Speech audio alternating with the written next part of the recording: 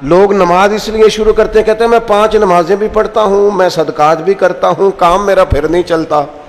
تو میں کہتا ہوں تمہیں پتہ ہی نہیں، نمازی کے لیے تو آزمائش ہے.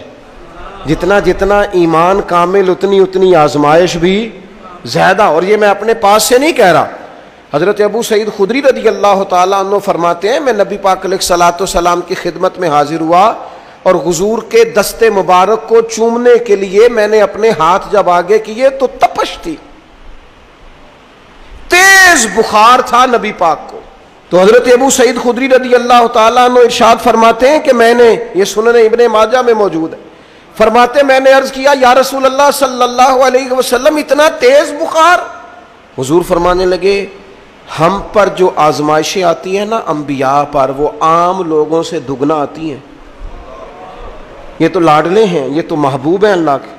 فرمایا عام لوگوں سے دگنی آزمائش آتی ہے، لیکن فرمایا ہمارا رب بڑا کریم ہے، ہمیں اجر بھی ڈبل ہی عطا کرتا ہے، ہمیں اجر بھی ڈبل ہی عطا کرتا ہے. تو حضرت ابو سعید خدری کہتے ہیں موقع اچھا تھا، میں نے ایک سوال بھی کر دیا. میں نے کہا یا رسول اللہ صلی اللہ علیہ وسلم بتائیے نا بھلا دنیا میں زیادہ آزمائشیں کن کو آتی ہیں؟ تو حضور فرمانے لگے سب سے زیادہ آزمائشیں اللہ کے انبیاء کو آتی ہیں، نبیوں کو آتی ہیں. حضور اس کے بعد فرمایا اس کے بعد جو ان کے زیادہ قریب ہوتا ہے اسے آتی ہیں. لوگ کیا سمجھیں گے امام حسن کی آزمائش کو؟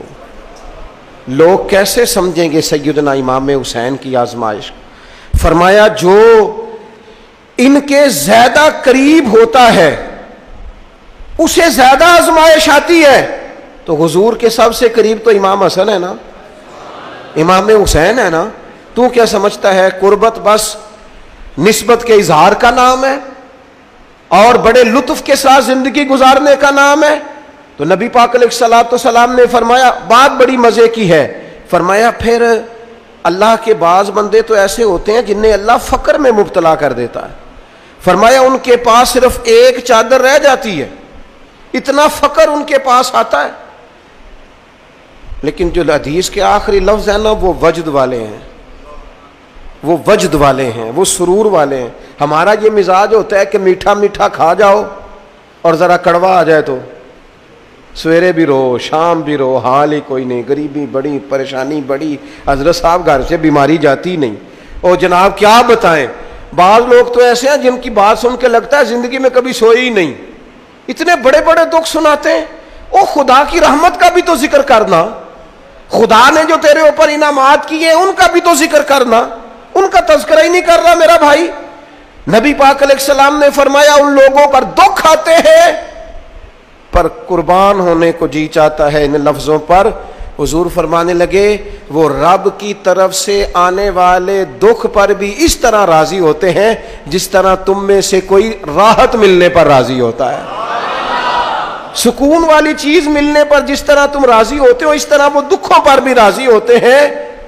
دکھ قبول محمد بخشا، دکھ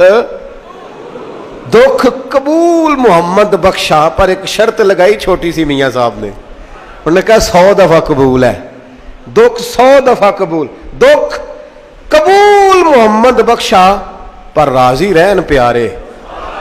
یہ شرط یہ ہے کہ تو راضی رہ، تو راضی رہ. دکھ قبول محمد بخشا، راضی رہن پیارے. اور حضرت سلطان صاحب کہنے لگے ایسا کیتی ہے جان حوالے رب دے، ایسا عشق کمایا ہے اسی مرن تو پہلو ہی مر گیا، باہو تا مطلب نو پایا ہے.